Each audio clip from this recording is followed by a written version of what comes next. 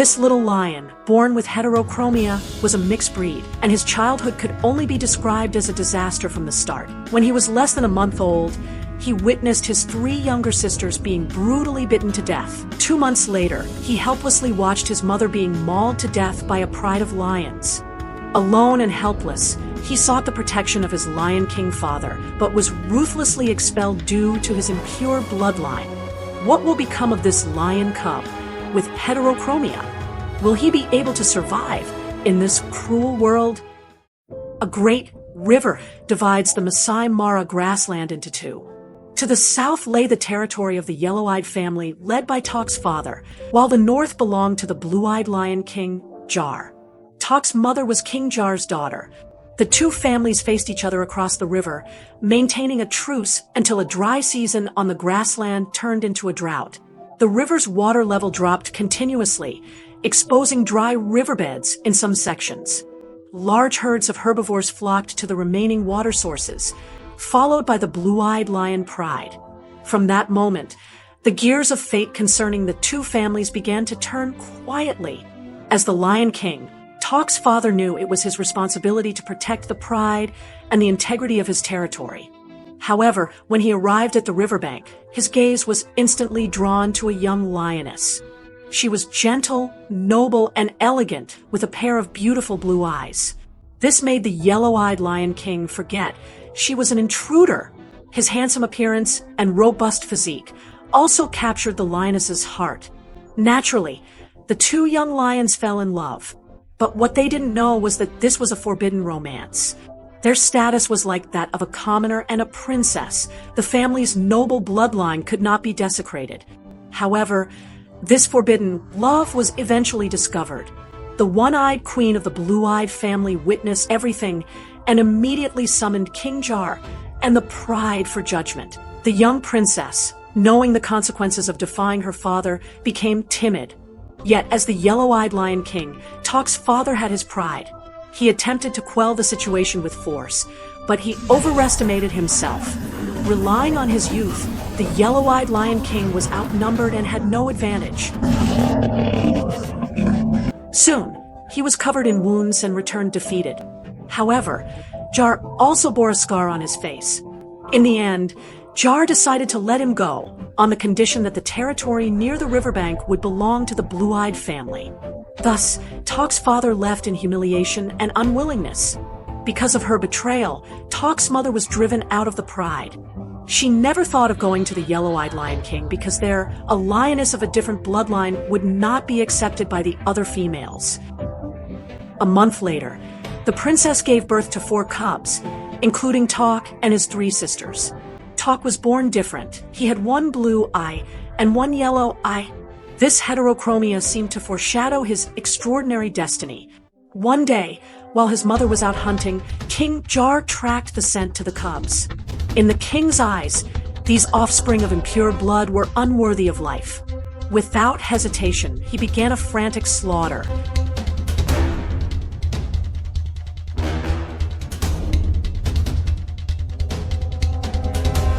Fortunately, Tok was alert enough to hide in time, watching helplessly as his sisters were killed. This was Tok's first encounter with death, and his first glimpse into the cruelty of this savage kingdom. Early the next morning, the princess returned from hunting. She softly called for her cubs to come out and eat, but there was no response for a long time. As she got closer, she discovered a heartbreaking scene.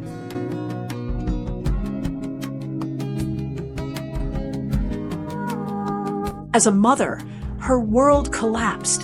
From the lingering scent, the princess had already guessed the killer's identity. She just didn't understand why her father insisted on exterminating them even though she had already left. Was it just for that ridiculous noble bloodline? Guilt, regret, and unwillingness caused the princess great pain. Now, all she could do was bury her children to prevent scavengers from desecrating their bodies.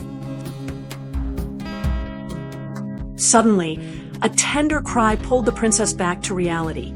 She followed the sound and found Tok. He was still alive. Tok's survival gave the princess a glimmer of hope, but she also realized her father would not give up. So, The princess decided to take Tok to find the yellow-eyed Lion King, her former lover and Tok's biological father, hoping for his protection. Unknowingly, the mother and son chose a path of no return. The pair traveled along the riverbed without rest until they were exhausted and huddled together to sleep. In the days that followed, they were inseparable. Even when hunting, the mother kept Tok by her side. Seeing his mother succeed in a hunt, Tok ran over happily to eat, only to be rejected by her. Little Tok was confused. It turned out his mother was teaching him lion dining etiquette. In this cruel world, heaven never pities the weak. If you want meat, you must have the courage to fight for it. Only courage can win the right to survive. This was the first and most important lesson his mother taught him. Tok's mother was an expert hunter and an excellent teacher. Not only was she experienced, but she was also incredibly strong, taking down prey ranging from warthogs and antelopes to zebras and buffalo. Losing such strength was a significant loss for the blue-eyed family. At an age when he should have been playing with peers, Tok sensibly learned hunting skills, laying a solid foundation for his future growth. A month later, the mother and son finally reached the edge of the yellow-eyed pride's territory. Tok learned a secret from his mother. He was a prince, and his father was the king of the yellow-eyed pride. But Tok's mother knew that the lionesses in every pride valued bloodline greatly. They relied on it for the longevity of their clan. It was hard for them to accept lionesses of different bloodlines and illegitimate children. But for Tok to receive the pride's protection, she decided to take the risk. Seeing the yellow-eyed pride hunting a giraffe, the princess knew her chance had come. She unhesitatingly joined the hunting party, ready to show her value. She worked even harder and more frantically, hoping her sincerity and strength would gain the pride's approval. Little did she know she would pay the price of her life for her wrong decision. Just as the lionesses were feasting, the queen of the yellow-eyed pride quickly spotted a blue-eyed lioness. Without warning, the slaughter began. Other lionesses instantly joined the fight. The yellow-eyed pride showed no mercy to the intruder, tearing at her frantically. Facing the gang attack, Tok's mother had no power to fight back and could only scream helplessly. But her painful wails brought no pity. Hiding nearby, Tok once again witnessed a loved one being killed, and once again, he was powerless. The yellow-eyed Lion King arrived late and dispersed the violent lionesses, but it was all too late.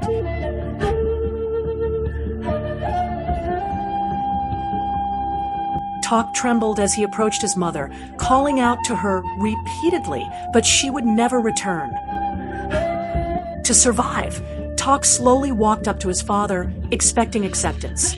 Instead, he was greeted with a ruthless slap. This slap shattered his last illusion of family affection and made him realize that bloodline is just a shackle. Power is the only truth. He arrived with his mother, full of hope for a home, but left alone and desolate. It turned out to be a path of no return. Carrying the survival skills taught by his mother, Tok embarked on a journey of wandering. At this time, Tok was only 3 months old. Without his mother's protection in this savage kingdom full of dangers, how long could he survive? Running aimlessly, Tok encountered a herd of buffalo. These creatures hated lions the most and were naturally willing to kill a future enemy. Terrified, Tok ran until he was exhausted. He saw a pride of lions with blue eyes, just like his mother. In a trance, he seemed to see his mother's agile figure. Although he felt a hint of closeness, witnessing the cruelty of predators multiple times made Tok afraid to approach any lion easily. He curled up in the grass until nightfall. Gradually, hunger replaced fear, and loneliness replaced reason. Remembering his mother's first lesson, Tok summoned the courage to walk toward the blue-eyed pride. Even facing the murder of his sisters, he showed no fear, for he had nothing left to lose. Unexpectedly, Tok was not expelled, perhaps in his grandmother's eyes. Although her daughter had betrayed the pride, he was the only bloodline she left in the world. Regardless of the reason, Tok at least had hope for survival. Feeling the safety of a pride for the first time, Talk was overwhelmed with gratitude. But he also knew the difference between him and them, and he remained vigilant of his grandfather at all times because he would forever remember the tragic death of his sisters that night. Fortunately, besides his grandmother treating him sincerely, the little princess of the same age, Kira, did not reject him. She often played with Talk, making up for his lost childhood. They grew up together, and their relationship became closer. Time flew by, and as Talk grew day by day, he completely integrated into the blue-eyed pride. With the hunting skills learned from his mother, he quickly stood out, often cooperating with Kira to provide food for the pride. As they spent time together, the feelings between the two young lions grew. One afternoon, unable to resist the throbbing of youth, they tasted the forbidden fruit. This scene was caught by King Jar. Talk's actions reminded King Jar of the past, like rubbing salt in a wound. King Jar was furious, and coupled with the fact that Talk now threatened his throne, Jar intended to show no mercy. Fortunately, his grandmother stopped him in time, allowing Talk to escape death. However, Talk understood that this pride could no longer accommodate him. So Talk found Kira to bid a deeply affectionate farewell, promising he would return for her and make her his only queen. Once again, Talk was alone. But this time, he was no longer hesitant or afraid because Kira was waiting for him. Inadvertently, Talk arrived at the territory of the yellow-eyed pride. Things had changed here. Other predators were wantonly dividing up the resources. After losing their king, the yellow-eyed family had fallen apart and was struggling to survive. At this moment, Talk realized his chance had come. Only by having his own power could he have the opportunity to be with his beloved Kira forever. So now, he first needed to take over the yellow-eyed pride. With a clear goal, Talk began searching for the remnants of the yellow-eyed pride. A few days later, he finally found the pride hunting a giraffe. Talk understood this was a good opportunity to contribute to the pride and show his value.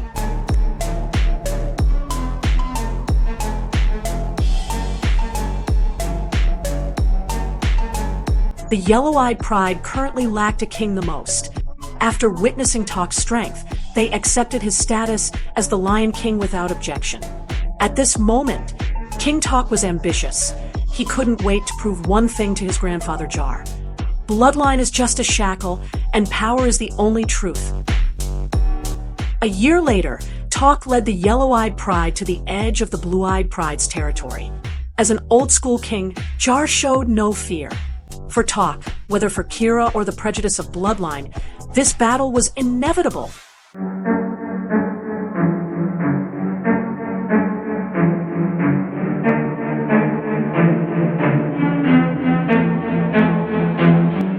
The accumulated prejudice and resentment erupted at this moment.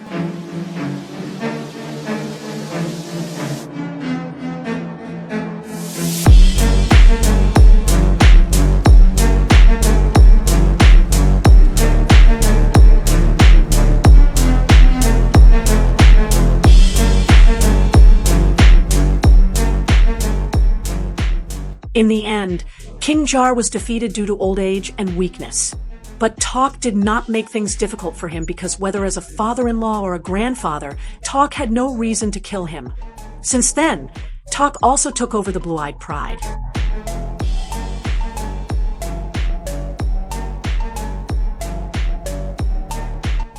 Talk's mother had once entrusted herself to his father, but he lacked the ability and courage to uphold that love, causing Talk to lose his mother when he was most incapable. However, Talk would not let such a tragedy repeat in his pride.